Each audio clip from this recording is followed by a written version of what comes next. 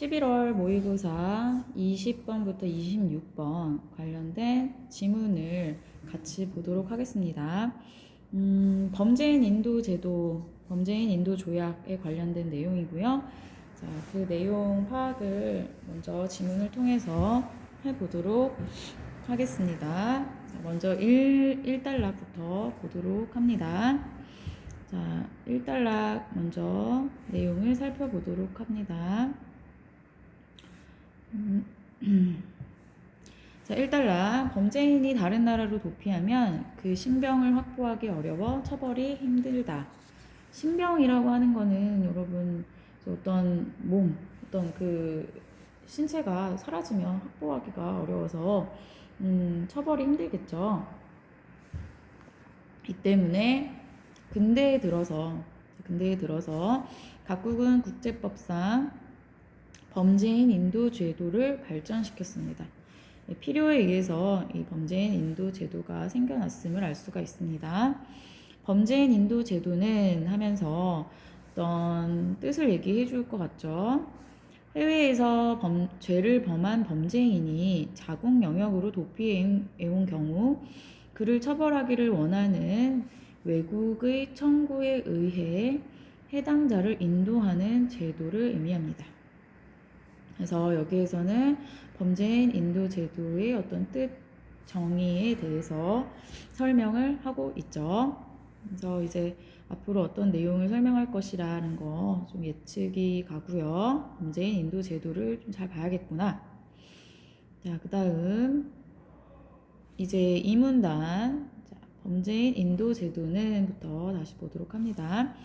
범죄인 인도 제도는 서로 범죄인 인도를 넘겨주기를 할 것을 합의하고 그에 대한 사항을 규정하는 국가 간의 조약인 범죄인 인도 조약을 기초로 이루어집니다.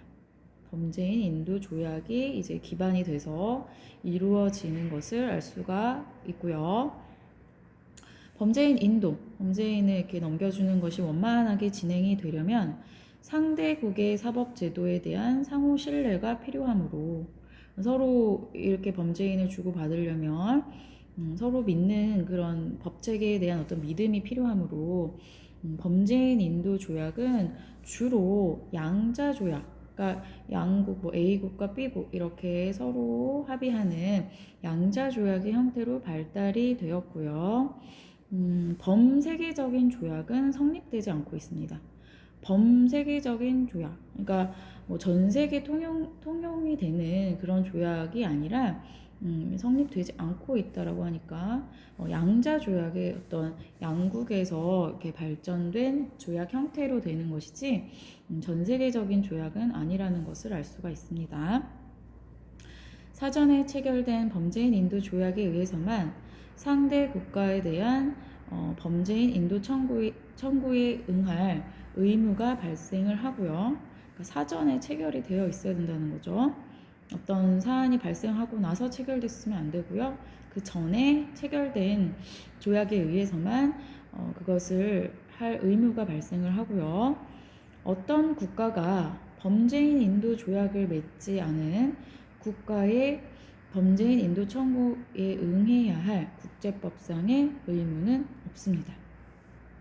자, 여기까지 해서 범죄인 인도 조약 어떤 형태인지 그리고 어떤 것들이 있는지를 2문단에서 이야기를 했고요. 자, 3문단 내용을 살펴보도록 하겠습니다. 자, 3문단 내용을 보면 범죄인 인도 제도의 구체적인 내용은 범죄인 인도 조약에 따라 차이가 있다. 그러니까 이 조약이 어떻게 되느냐에 따라 차이가 있겠죠. 전체적으로 표준화되어 있다고 할 만큼 국제적으로 공통되는 것들이 많다. 그러니까 어느 정도의 차이는 있지만 좀 공통적으로 이렇게 정해 놓은 것들은 좀 있다라는 것이죠. 우선 대부분의 범죄인 인도 조약은 처벌 가능한 최소 형기를 기준으로 인도 대상 범죄를 규정합니다. 처벌 가능한 최소 형기, 최소의 어떤 형기, 이게 무슨 말일까요, 여러분? 그러니까 너무 가벼운 범죄, 뭐 정말 뭐 이렇게 어떤 처벌을 받기엔 좀 애매한 너무 가벼운 범죄 같은 경우에는 좀 이 인도 대상 범죄로 보기에는 좀 어렵다라는 것이죠. 그래서 어느 정도 처벌이 가능한 어떤 형기가 있어야 이것을 서로 넘겨주는 인도 대상 범죄로 정했다라고 볼 수가 있겠죠. 범죄인 인도를 청구하는 청구국과 인도를 청구받는 피청구국 모두에서 범죄로 성립이 되고, 그러니까 둘 다 이 피청구국이나 청구국이나 모두 이것을 범죄다라고 봐야 된다는 거죠. 주로 해당 범죄의 형기가 1년 이상, 징역 1년 이상에 해당되는 경우만을 인도 대상으로 규정하는 방식입니다. 그러니까 아까 얘기했죠. 여기서 처벌 가능한 최소 형기를 기준으로 인도 대상 범죄를 규정하는데 그 형이 1년 이상에 해당하는 경우를 이제 인도 대상 범죄로 규정을 합니다. 그리고 청구국과 피청구국 모두에서 범죄로 성립이 될 때 가능하다는 것을 알 수가 있죠. 여기에 부합하면 내국인이든 외국인이든 내국인 외국인 상관없이 이 조건에 부합이 되면 범죄인 인도의 대상이 될 수 있습니다. 내국인 외국인 가리지 않아요. 자, 청구국의 범죄인 인도 청구가 공식적으로 외교 경로를 통해 전달이 되면 청구국에서 이 사람을 좀 보내주십시오 라고 공식적으로 공문을 보내면 피청구국은 범죄인 인도 청구에 응하고 실제로 범죄인을 인도할지 결정을 합니다. 그러니까 여러분, 이거를 인도를 하겠다라고 결정을 하는 거는 어디라는 거예요? 청구국인가요? 피청구국인가요? 네, 바로 대부분 피청구국의 법원의 허가를 받아야만 이 사람을 인도할지 안 할지 결정이 되겠습니다. 그래서 이렇게 범죄인 인도 조약에 따라 차이가 있는데 어떤 것으로 규정을 되는지 인도 대상 범죄를 규정하는 어떤 기준과 기준에 대해서 이야기를 하고 있죠. 자, 그 다음에 4문단으로 넘어가 보도록 하겠습니다. 피청구국의 어떤 법원의 허가를 받아야만 된다고 했는데, 자, 그러면 이제 4문단으로 가서 또 내용을 보도록 하죠. 범죄인 인도 조약에 의해서 범죄인 인도 청구에 응할 의무가 있다 해도 청구국에 범죄인을 반드시 인도해야 되는 것은 아니라고 하죠. 그러니까 응할 의무가 있지만 반드시 인도해야 하는 것은 아니다. 예외가 있다. 이렇게 있긴 있는데 응할 의무가 있긴 있지만 모든 상황에서 반드시 인도해야 되는 것은 아니라고 합니다.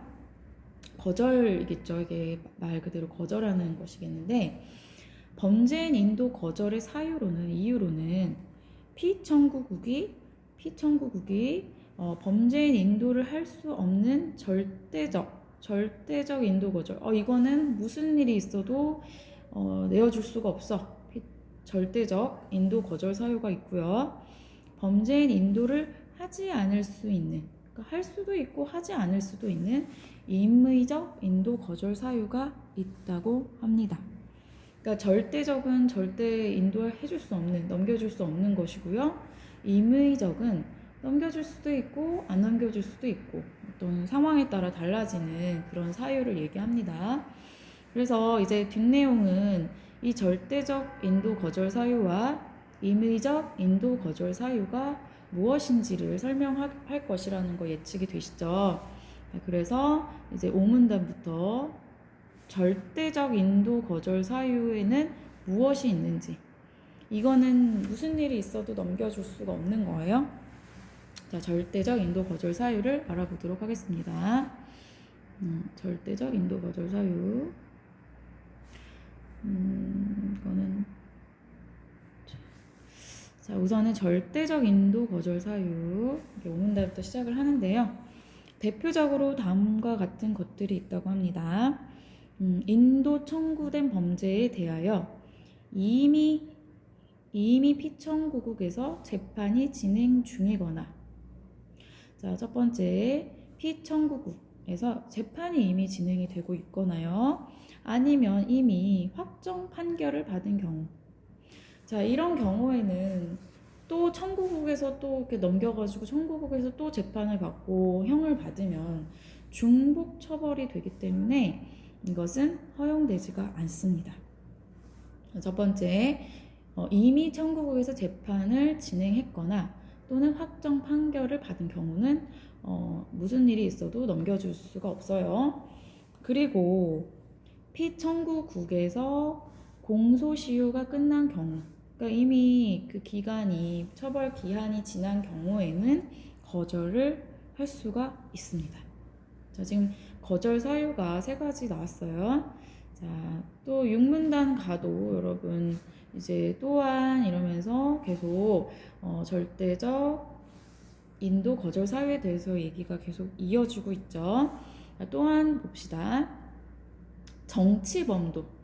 또한 정치범도 일반적으로 범죄인 인도가 불허라는 것은 허락되지 않는다. 범죄인 인도가 되지 않습니다. 정치범. 자, 정치범이란 하면서 이제 정치범이 뭔지 얘기해 주죠. 정치범이란 국가나 국가 권력을 침해함으로써, 해침으로써 성립하는 불법 행위를 저지른 사람. 자, 불법 행위를 저지른 사람을 말하는데, 자, 옆으로 가볼게요.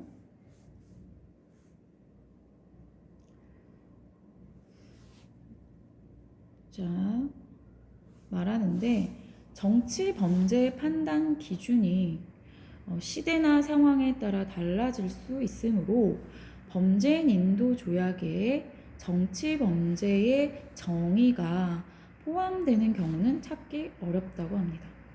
이것이 시대에 따라서 어떤 상황에서 어떤 시대에서는 이건 정치 범죄야, 어떤 시대에서는 이건 정치 범죄 아니야, 이렇게 달라질 수 있기 때문에 이 인도 조약에 이런 것이 정치 범죄다라고 말하는 것은 어렵다고 합니다. 결국 어떤 행위가 정치 범죄에 해당하는가의 판단은 어디서 한다는 것이죠? 피청구국. 그러니까 앞에서 범죄인 인도 청구를 받았던 피청구국에서 하게 됩니다. 여기에 판단에 맡기게 되겠다는 거죠.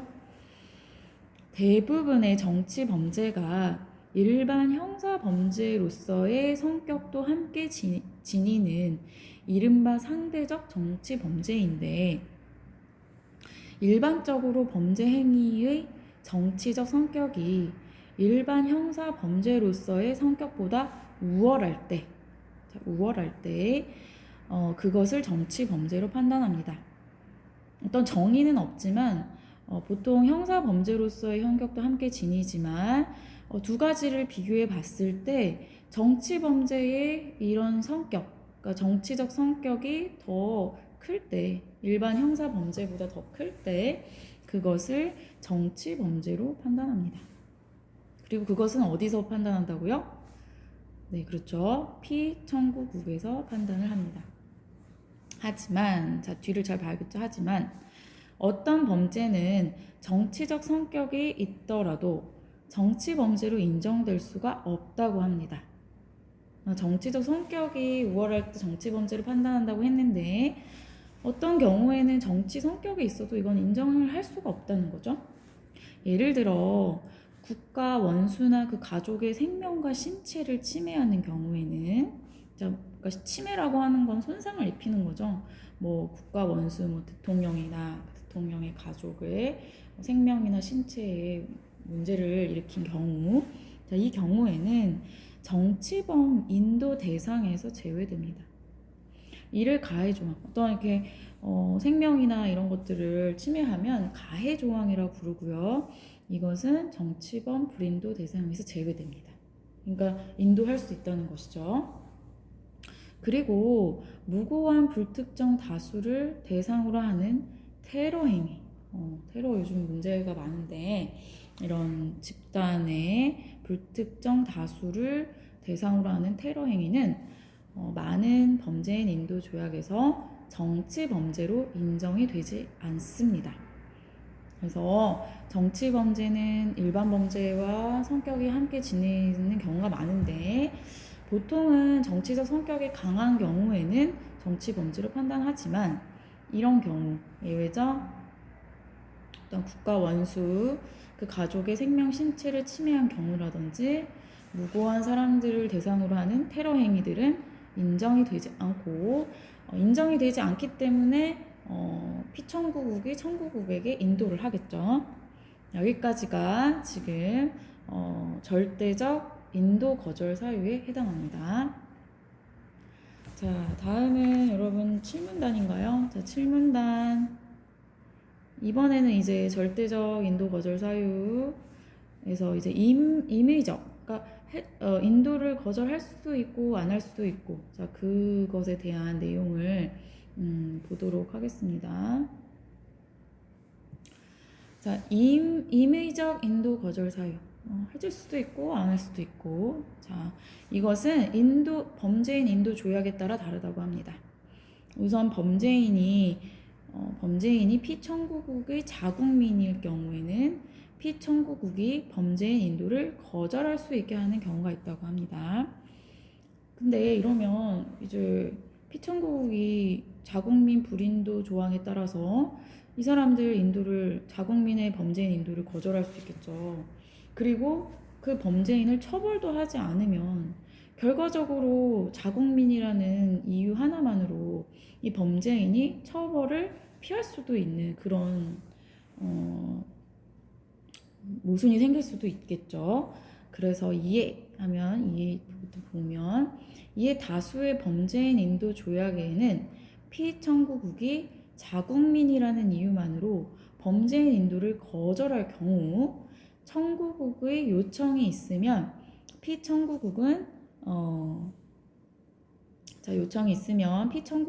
기소 당국의 사건을 회부해야 한다는 조항을 넣기도 합니다. 그러니까 이러한 잘못된 점을 개선하기 위해서 청구국의 요청이 있으면 이 피청구국은 사건을 이제 회부해야 한다라는 조항을 넣기도 한다고 합니다. 기소 당국이라는 거는 여러분 기소하는 법원이겠죠. 자, 이런 법원에 사건을 진행을 시켜야 된다는 조항을 넣기도 한다는 것이고요. 자, 또 뒤에 보면 또 범죄인이 이제 또니까 딴 얘기 하겠죠. 범죄인이 청구국에 인도된 뒤 비인도적인 대우를 받을 것이 예견된 경우, 자, 이 사람을 우리가 넘겨줬을 때 이 사람이 저기 인간적이지 않은 대우를 받을 것 같아. 인도적인 대우를 받을 것 같은 것이 예상이 될 때에는 범죄인의 인권을 보호하기 위해서 이것을 거절할 수 있게 하는 경우가 있다고 합니다. 아까 첫 번째는 여기 있었고요. 두 번째는 이제 비인도적인 대우를 받을 것이 예견될 때 이제 거절을 할 수 있게 하는 경우가 있다고 합니다. 같은 이유에서 사형을 폐지한 피청구국은 청구국이 대상 범죄인을 사형에 처하지 않을 것이라는 보증을 하지 않을 경우에는 범죄인 인도를 거절할 수 있게 할 수 있다라고 얘기를 합니다. 자, 지금은 임의적 인도 거절 사유예요. 자, 마지막 이제 8문단이죠.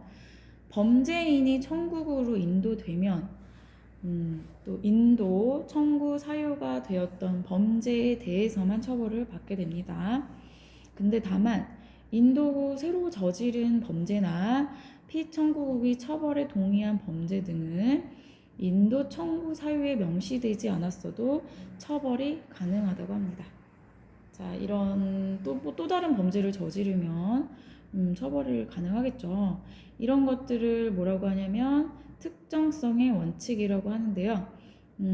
이 또한 범죄인의 어떤 인권을 보호하기 위한 장치라고 볼 수 있다고 합니다.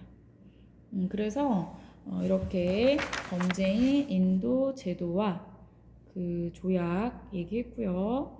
그리고 절대적 인도 거절 사유와 임의적 인도 거절 사유, 특정성의 원칙 등을 이야기를 했습니다. 그러면 이제 문제를 통해서 내용을 살펴보도록 하죠. 20번 문제 풀어보도록 하겠습니다. 20번 윗글을 통해 해결할 수 있는 질문으로 적절하지 않은 것은 내용을 잘 꼼꼼하게 봤느냐 이걸 물어보는 질문이 되겠죠. 자, 1번 범죄인 인도 조약의 개념은 무엇인가? 개념은 여러분 어디 나왔었죠? 범죄인 인도 조약의 개념. 개념은 여러분 앞부분을 좀 보도록 할까요? 이런 부분에서 나왔다고 볼 수 있겠죠? 범죄인 인도 조약이 뭔지, 서로 인도를 할 것을 합의하고 그에 대한 사항을 규정하는 국가 간의 조약이다. 이 정도 얘기를 할 수 있을 것 같고요. 그래서 이건 맞고 1번은 맞죠. 자, 2번 범죄인 인도 거절 사유로는 어떤 것이 있을까? 여러분 우리 계속 봤죠. 사유는 절대적 인도 거절 사유 이 부분. 아이고. 여기 이렇게 나와 있던 내용이 있었고요. 그리고 우리가 이제 하나씩 세세하게 살펴봤었죠. 그래서 이것도 맞죠. 범죄인 인도 거절의 사유로는 어떤 것이 있을까? 자, 인도 대상 범죄를 규정하는 기준은 무엇이 있을까? 자, 어떤 때 이 사람을 넘겨야 하는가? 자, 기준은 여러분 이런 것들이 있었죠. 청구가 피청구 모두 범죄로 성립되어야 한다. 해당 범죄의 형기가 형기가 징역 1년 이상이어야 한다. 이런 것들을 통해서 인도 대상 범죄를 규정하는 기준을 살펴볼 수 있었고요. 4번에 범죄인 인도 청구에 응할 의무는 무엇에 의해서 발생하는가? 이거는 어디에 나와 있었나요?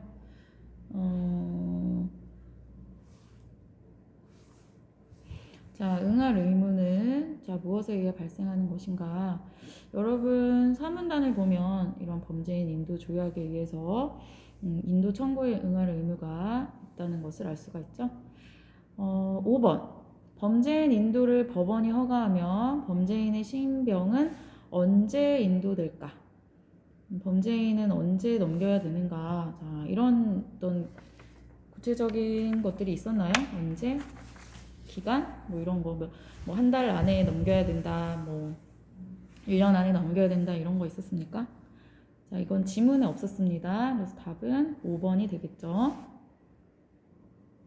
자, 21번 해보도록 하겠습니다. 자, 범죄인 인도 제도에 대한 설명, 네모에 대한 설명인데요. 이것과 적절하지 않은 것을 고르는 문제죠. 근대에 들어서 발전한 국제법상의 제도이다. 자, 이건 어디 있었습니까? 근대에 들어서 여기 있죠? 자, 근대에 들어서 이렇게 이런 제도가 발전이 됐다는 것이고요. 자, 2번 갑시다. 범죄인 인도 조약에 따라 구체적인 내용의 차이가 있다. 범죄인 인도 조약에 따라 구체적인 내용의 차이가 있다. 이건 어디에 있었어요? 그죠? 요 범죄인 인도 제도의 구체적인 내용은 범죄인 인도 조약에 따라 차이가 있다. 우리 또 미리 봤던 내용이고요. 3번 해외에 있는 범죄인의 신병을 확보하기 위한 제도이다. 자, 해외에 있는 범죄인의 신병. 여기 있죠. 범죄인 인도 제도는 해외에서 죄를 범한 범죄인이 자국 영역으로 도피한 경우 그를 처벌하기 위한 것이다. 그래서 이것은 맞다고 볼 수가 있겠죠. 4번 범세계적 범죄인 인도 조약의 규정을 기초로 하여 운영되고 있다. 여러분 이 부분은 이문단에 나왔었는데요. 범죄인 인도 제도는 범세계적인 조약인가요? 양자 조약이었나요? 이 부분에 나와 있었죠? 주로 양자 조약의 형태다. 범세계적인 조약은 성립되지 않고 있다. 그렇기 때문에 지금 4번의 선지는 잘못된 선지임을 알 수가 있습니다. 자, 이렇게 여기서는 우리가 양자 조약의 형태다, 범세계적인 조약은 아니다, 이렇게 정리를 다시 한번 할 수가 있겠죠. 5번, 이것이 원활하게 운영되기 위해서는 국가 간 사법 제도에 대한 상호 신뢰가 필요하다. 자, 이것이 진행이 되려면 사법 제도에 대한 상호 신뢰가 필요하다. 이 문단에서 우리가 살펴볼 수 있었기 때문에 21번의 정답은 몇 번입니까? 4번이 되겠죠? 이것이 잘못이 되었죠. 자, 이렇게 정리를 해봤고요. 그 다음에 22번과 23번으로 가보도록 하겠습니다. 22번부터 23번 연결된 문제죠. 자, 22번, 23번 문제를 풀어보도록 하겠습니다. 보기가 있습니다. 보기를 같이 읽어볼게요. 보기의 가와나는 서로 범죄인 인도 조약을 맺고 있는 A국과 B국 사이의 가상 사례이다. 물음에 답하시오. 자, 보기 가 보도록 하죠. A국 국민, 제3국민인 X는 A국에서 경제범죄를 저질러서 구속영장이 발부되자 B국으로 탈주했습니다. A국은 B국에 X에 대한 범죄인 인도를 청구했습니다. 자, 그럼 A국은 청구국인가요? 피청구국인가요? 얘가 청구를 했으니까 A국은 청구국이 되겠죠. 청구국. 자, 반면 B는 받았으니까 이런 청구를 받은 입장이니까 피청구국이 되겠습니다. 자, B국 법원은 X의 범죄가 인도 대상 범죄에 해당한다고 판단한 뒤, 그러니까 범죄 사실을 인정한 거죠. 얘는 죄를 지었구나, 이것이 해당되는구나 라고 판단한 뒤에 사건을 검토해서 X의 인도를 허가하기로 결정했습니다. X의 인도를 허가하기로 결정을 했죠. 단 X는 A국과 B국 중 어느 나라와도 범죄인 인도 조약을 맺지 않고 있는 나라의 국민이다. 그러니까 제3국의 국민이고 어떤 인도 조약을 맺지 않은 나라의 국민이라 라는 얘기겠죠. 자, 그래서 여러분 요거를 좀 그림으로 한번 표현을 해보면 예를 들어 이렇게 여기다가 좀 표시를 해볼게요. A국과 B국이 있는데 X가 여기서 A에서 범죄를 저지르고 B국으로 간 거죠. 자, 갔는데 여기서 이제 B국은 인도를 결정했으니까 이걸 허가했다라고 볼 수가 있겠고, X는 제3국민, 제3국의 국민, 외국인이라는 의미겠죠. 제3국의 국민이다. 그리고 인도 대상 범죄에 해당한다고 했으니까 이것을 X의 범죄를 인정한 것이 되겠죠. 자, 그러면 이제 나를 한번 보도록 합시다. A국 정부에 반대하는 A국 국민 Y. 이번에 Y는 A국의 국민이네요. 자, 이 사람이 정부를 전복하려는 활동의 하나로 A국의 무인 공공시설물을 파손하려다가 발각된 뒤 B국으로 도피를 했습니다. 자, A국은 B국에 Y에 대한 범죄인 인도를 청구한 상태고요. B국 법원은 Y의 행위가 인도 대상 범죄에는 해당된다라고 판단한 뒤 해당 사건의 일반 형사 범죄로서의 성격과 정치 범죄로서의 성격을 검토한 뒤 이를 바탕으로 인도를 불허한다, 즉 넘겨주지 않겠다라는 결정을 내렸다고 합니다. 그러면 여기서 B국 법원은 A의 이런 범죄를 일반 형사 범죄로서 봤을까요? 아니면 정치 범죄로서의 봤을까요? 인도를 불허했기 때문에, 자, 여러분, 인도를 불허하는 절대적 인도 거절 사유가 있었죠? 절대적 인도 거절 사유. 자, 바로 여기 정치 범죄에 해당할 때는 절대적 인도 거절 사유가 됩니다. 그래서 여기서 이 부분을 통해서 Y의 범죄를 정치 범죄 성격이 더 강하다라고 봤다라고 볼 수 있겠죠. 정치 범죄로서 본 것이다.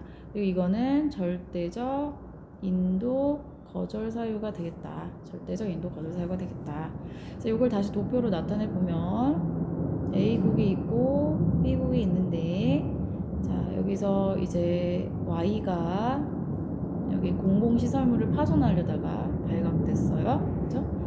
자, 이 사람이 이제 넘어갔는데 Y는 A국의 국민이죠. A국 협정을 맺은 당사자의 어떤 나라입니다.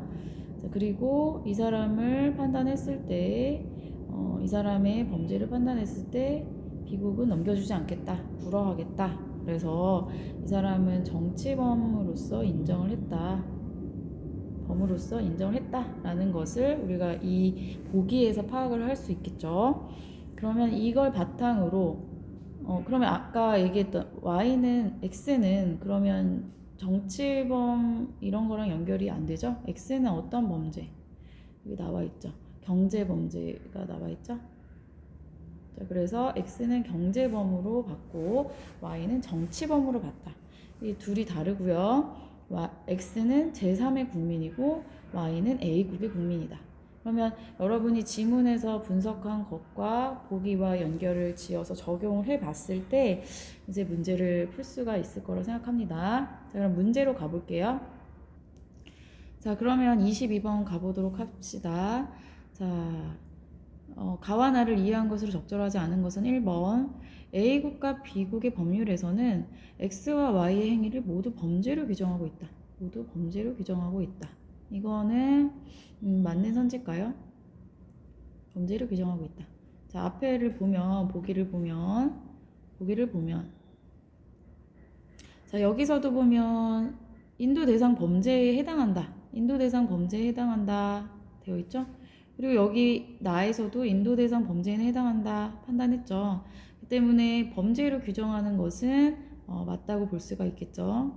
그래서 1번은 맞고요. 자, 2번. A국과 B국 간의 범죄인 인도 조약에 자국민 불인도 조항이 있더라도 X와 Y는 해당 조항의 적용 대상이 되지 않을 것이다. 자, 이거는 여러분 우리 몇 단락에서 나와 있었는지 한번 보도록 할게요. 자국민 인도 거절. 여기 7문단에 나와 있죠. 범죄인이 피청구국의 자국민일 경우에는 피청구국이 범죄인 인도를 거절할 수 있게 하는 경우가 있다. 자, 근데 여러분 여기서 X와 Y 한번 생각을 해볼게요. X는 여러분 저기 B국의 국민인가요? 아니죠. X는 제3국의 국민이죠. 자, Y는 A국의 국민이죠. 자, 여기서는 여러분 피청구국의 자국민일 경우입니다. 범죄인이 피청구국의 자국민일 경우 거절할 수 있죠. 자, 그렇기 때문에 X와 Y는 해당 조항의 적용 대상이 되지 않을 것입니다. 그래서 다시 X는 제3국의 국민이고 Y는 청구국의 국민이죠. 때문에 피청구국의 자국민에 해당하지 않기 때문에 적용 대상이 되지 않을 것입니다. 맞는 설명이고요. 자, 3번. Y의 행위는 X의 행위와 달리 범죄인 인도 조약상 B국이 범죄인 인도를 허가할 수 없는 절대적 인도 거절 사유에 해당할 것이다. 네, 3번 같은 경우에는 여러분 절대적 인도 거절 사유 우리 여기 앞에서도 했듯이 이렇게 인정이 됐었죠. Y 같은 경우에는 정치 범죄로 판단했기 때문에 아까 절대적 인도 거절 사유에 들어간다라고 봤어요. 그리고 여기서도 이렇게 판단을 내렸기 때문에 이 사람의 Y의 인도를 불허한다는 결정을 내렸죠. 그래서 이 선지도 맞는 설명이 되겠죠. 자, 4번. X는 Y와 달리 B국과 범죄인 인도 조약을 체결하지 않은 국가의 국민이지만 B국은 X와 Y 모두에 대한 A국의 범죄인 인도 청구에 응해야 할 의무를 질 것이다. 자, X가 제3의 국민, 즉 외국인이잖아요. 그쵸? 자, 이 사람도 범죄인 인도 조약상 인도 대상이 되는가의 이야기인데, 여러분 산문단에서 우리 할 수가 있었죠. 여기 보면 징역 1년 이상에 해당하는 경우에 부합한다면 내국인이든 외국인이든 범죄인 인도 대상에 될 수 있다라고 얘기를 했었죠. 그 때문에 이 지금 X도 마찬가지로 인도 청구에 응해야 할 의무가 있습니다. 비국도 X에 대해서. 자, 그렇기 때문에 4번도 맞는 선지고요. 자, 인도가 청구된 5번 선지. 인도가 청구된 범죄에 대해 X와 Y가 인도 청구 전에 이미 B국에서 유죄 판결을 받았다면, 이미 피청구국인 B국에서 유죄 판결을 받았다면 B국은 X와 Y의 처벌을 위해서 그 신병을 모두 A국으로 인도해야 될 것이다. 여러분, 이 설명은 맞습니까? 아니죠, 여러분. 이거 앞에서 우리 했었죠. 절대적 인도 거절 사유에 있었던 부분이죠. 피청구국에서 유죄 판결을 받았어요. 그쵸? 자, 그런 경우에는 여러분 인도를 합니까? 안 합니까? 자, 여기 지금 나와 있습니다. 피청구국에서 재판이 진행 중이거나 피청구국에서 확정 판결을 받은 경우, 이 경우에는 여러분 절대적 인도 거절 사유, 중복 처벌이 될 수 있기 때문에 인도가 허용되지 않습니다. 자, 그렇기 때문에 이것은 잘못된 설명이 되겠죠. 비국은 신병을 인도할 수가 없죠. 자, 중복 처벌을 방지하기 위한 방안이었습니다. 그래서 답은 5번이 되겠죠. 자, 23번 문제 가보도록 하겠습니다. 자, 윗글을 읽은 학생이 나에 대해 이해한 것으로 가장 적절한 것은 나에 대해 이해한 것. 그러니까 아까 그 나 같은 경우에는 정치범 그 Y에 대한 이야기였죠. 정치범에 대한 이야기. 자, 1번 A국 법원이 B국 법원 대신에 Y의 행위가 정치범죄로 인정받을 수 있는지 여부를 결정할 수 있겠군. 자, 이거는 어떻습니까? 자, A국 법원이, 그러니까 청구국 법원이 피청구국 법원 대신에 여부를 결정할 수 있겠군. 자, 여러분 지문에서 정치범 관련된 내용 보면 파악할 수 있겠죠? 자, 여기서 보면 여러분 어떤 행위가 정치범죄에 해당하는가의 판단은 어디서 한다고 했어요? 그렇죠? 바로 피청구국에서 하게 되죠. 그렇기 때문에 지금 이 선지는 잘못된 선지죠. 자, 그렇기 때문에 여러분 B국 이런 행위를 인정하는지 안 하는지는 B국 법원, 즉 피청구국 법원이 결정을 합니다. 그래서 이것은 오답이고요. 자, 2번 B국 법원은 Y의 행위가 일반 형사 범죄로서의 성격보다 정치적 범죄로서의 성격이 더 강한 범죄라고 판단했겠군. 맞죠? 아까 정치범으로서 인정을 했잖아요. 그래서 인도를 불허했죠. 형사 범죄로서의 성격과 정치 범죄로서의 성격을 검토한 이후에 인도를 불허했기 때문에 정치범으로 인정을 한 겁니다. 그래서 답은 2번이 되겠고요. 자, 3번 갑시다. A국은 범죄인 인도를 청구하면서 Y의 행위가 가해 조항의 적용을 받으므로 Y의 신병을 A국에 인도해야 한다고 주장했겠군. 자, 여러분 그러면 가해 조항이 뭔지를 다시 봐야겠죠. 자, 용문단을 보면 여러분 가해 조항은 뭐 이런 것이죠. 예를 들면 국가 원수나 가족의 생명에 신체 이것들을 침해하는 것, 이것이 가해 조항이라고 했어요. 그러면 여러분 Y의 잘못은 뭡니까? 뭐 누굴 죽이거나 했나요? 아니죠. 무인 공공시설물 파손이죠. 그렇기 때문에 이것은 적절하지 않겠죠. 자, 가해 조항의 적용을 받지 않습니다. 그래서 얘는 아닙니다. 그래서 3번은 틀렸고요. 4번. 미국 법원은 대부분의 범죄인 인도 조약에 명시된 정치 범죄에 대한 정의를 기준으로 적용하여 Y의 행위를 정치적 성격을 판단했겠군. 자, 이 선지도 보면 여러 용문단을 계속 집중해 보면요. 이게 달라질 수 있다고 했죠. 그래서 이 조약에서는 정치 범죄의 정의가 포함되는 경우는 찾기 어렵다라고 되어 있기 때문에 지금 여기에서 명시된 정의를 기준으로 적용했다라고 보기에는 어렵습니다. 그래서 이거 범죄인 인도 조약에 명시된 정치 범죄에 대한 정의 이런 것들 어렵습니다. 찾기 어렵다고 했어요.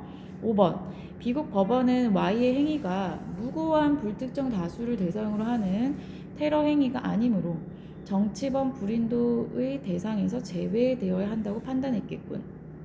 자, 이거 말장난이죠, 그쵸? 정치범 불인도 대상에서 제외한 게 아니라 정치범 불인도 대상으로 인정한 거죠. 정치범으로 인정을 했으니까요.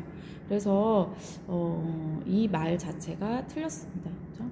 정치범 불인도 대상으로 인정을 했다라고 판단을 할 수가 있겠죠. 그래서 이것도 잘못된 선지. 답은 2번이 되겠습니다. 자, 24번. 보기는 학습 자료로 만든 범죄인 인도 조약의 일부이다. 윗글을 읽은 학생이 보기에 대해 보인 반응으로 적절하지 않은 것은? 보기를 여러분 읽어보면요. 사실 이 내용은 뭐 4조, 5조, 6조는 지문의 어떤 거절 사유와 연결이 됩니다. 거절 사유죠. 절대적인가요? 임의적 거절 사유였나요? 네, 앞으로 좀 가보면 이 부분이죠. 이 부분의 내용을 풀어 쓴 거예요. 그래서 이 부분 7문단과 8문단의 내용이 연결되어 있다 라고 볼 수가 있습니다. 그래서 이것들을 풀어서 쓴 거기 때문에 7, 8문단을 열심히 읽으면 답은 쉽게 찾을 수 있는 문제였어요. 그래서 내용을 쭉 연결을 해서 읽어봤을 때 적절하지 않은 것은 여러분 찾을 수 있었겠죠? 2번이죠, 2번. 제5조에서는 청구국의 법률상 사형 선고가 가능한 경우 피청구국이 청구국에게 보증을 할 필요가 있다. 이 내용이 포함되어 있군 이라는 지문인데요. 여기 2번 선지가 잘못됐죠. 피청구국이 청구국에게 보증을 할 필요가 있다가 아니라 요청한 청구국이 누구에게? 피청구국에게. 우리 저기 얘 데려가도 사용 안 시킬 거야. 자, 이런 어떤 보증을 할 필요가 있다라고 지문에 나왔었죠.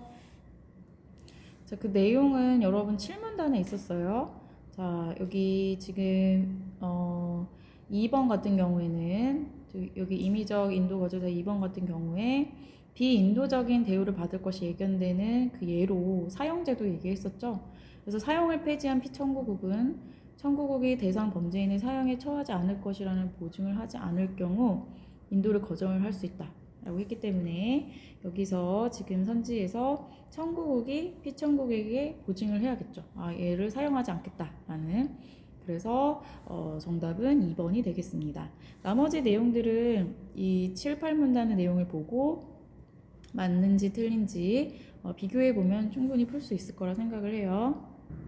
자, 25번은 여러분 어휘 문제죠? 사전적 의미. 요즘에는 좀 더 복합적으로 나오고 그 문맥상의 의미를 파악하는 문제가 많이 나오는데 여기 25번은 좀 간단하게 나왔어요. 자, 이것으로 적절하지 않은 것은 답은 몇 번입니까? 네, 1번이 되겠죠. 1번. 자, 1번 내용. 기관이나 조직체 따위를 만들어 일으킨다. 여기서 기업 같은 경우에는 지금 성립이라고 되어 있는데요. 이거 지금 여기 쓰인 선지에 쓰인 뜻은 여러분 설립의 뜻입니다. 설립. 어떤 회사를 설립하다, 주식회사를 설립하다 할 때 그 설립이고요. 여러분 성립. 지금 여기에 밑줄 친 성립이라는 뜻은 이것과는 달리 뭐 일이 뭐 이루어지다. 우리 계약이 성립됐어. 뭐 이런 식의 이야기를 할 때 일이 잘 이루어졌다라는 어떤 의미를 담고 있죠.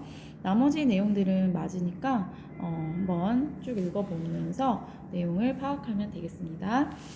여기까지 해서 우리가 그 범죄인 인도 조약, 범죄인 인도 제도에 관련돼서 지문을 봤고요. 여러분들 이제 공부한 흔적을 퀴즈엔에 올려주세요. 자, 오늘 하루도 수고하셨습니다.